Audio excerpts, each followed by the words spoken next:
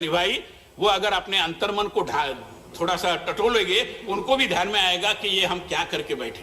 किस पद्धति की सरकार हमने बनाई। और इसलिए मैं मानता हूं कि मेरी वहां की राज्य सरकार से गुजारिश है कि चीजों को संभालने के लिए सभी का सहयोग लेते हुए और विशेष रूप में स्वास्थ्य सेवा के बारे में लोगों को अगर सरकार के प्रति जो विश्वास की भावना होनी चाहिए वो ही नहीं होगी तो सरकार कैसे चलेगी और कैसे जनता को ये कोरोना के कारण जो आपत्तियां है उसके साथ लड़ने का साहस निर्माण होगा। ये नहीं होगा भाई साहब। और इसलिए उपाध्यक्ष महोदय, मैं आपको कहना चाहता हूं कि पूरी चर्चा करते समय हमारे राज्यों में जो भी हो रहा है, कई राज्य ऐसे जहां पर आज और कल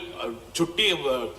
ये लॉकडाउन है, फिर 4 दिन के बाद और एक लॉकडाउन है। अरे लोग क्या क्या दिमाग में रखेंगे और कुछ प्लानिंग करना होता है वो कैसे करेंगे, मगर किया क्योंकि गंभीरता नहीं है, केवल लॉकडाउन नाम के वास्ते करना है कि हमने लॉकडाउन किया ये बताना है। तो माननीय, और मुझे आपके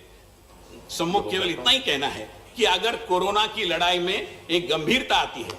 राज्य सरकार केंद्र के साथ समन्वय से अच्छे ढंग से काम करता है, तो मैं मानता हूं कि इस कोरोना के संकट पर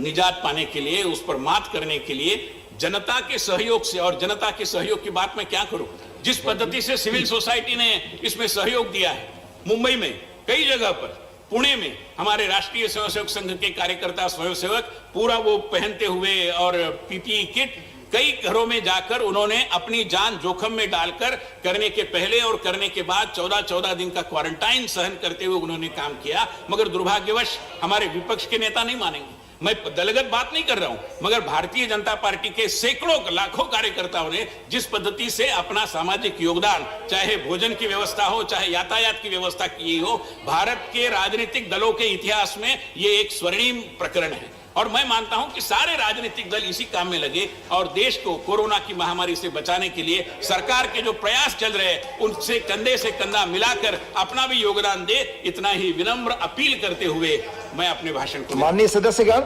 कृपया माननीय सदस्यगण, मेरा एक निवेदन है, बहुत महत्वपूर्ण विषय है जैसा आप जानते हैं, जिसको लेकर के आपने माननीय चेयरमैन साहब से आग्रह भी किया। इस विषय की गंभीरता को देखते हुए अगर हम आरोप प्रत्यारोप के बजाय क्या हालात है, कैसे हम निकल सके, अगर हम सब क्रिएटिव सजेशन दें तो ज्यादा बेहतर होगा। माननीय जिया जी, आप कुछ कह रही थी, आप बताएं। डॉक्टर सहस्त्रबुद्धे की बहुत सम्मान करती हूं, मगर मैं घर जाने वाली थी, मगर इनके भाषण को सुनकर मैं वापस आ गई। मुझे ये कहना है कि मेरे परिवार में भी लोग पीड़ित रहे हैं और जिस तरह से सिर्फ उनका ही नहीं, उस अस्पताल में लोगों का देखभाल हो रहा था, जिस तरह से मुंबई के सड़कों में सैनिटाइजेशन हो रहे every hour, it is incomparable. इस विषय को लेकर पॉलिटिक्स नहीं करना चाहिए। धन्यवाद, धन्यवाद। प्लीज कृपया नहीं, नो, माननीय डेरिक जी, करना है अब हमको, हमें कैसा भारत चाहिए, समाजवादी अखिलेश के संग समाज के पथ पर आए।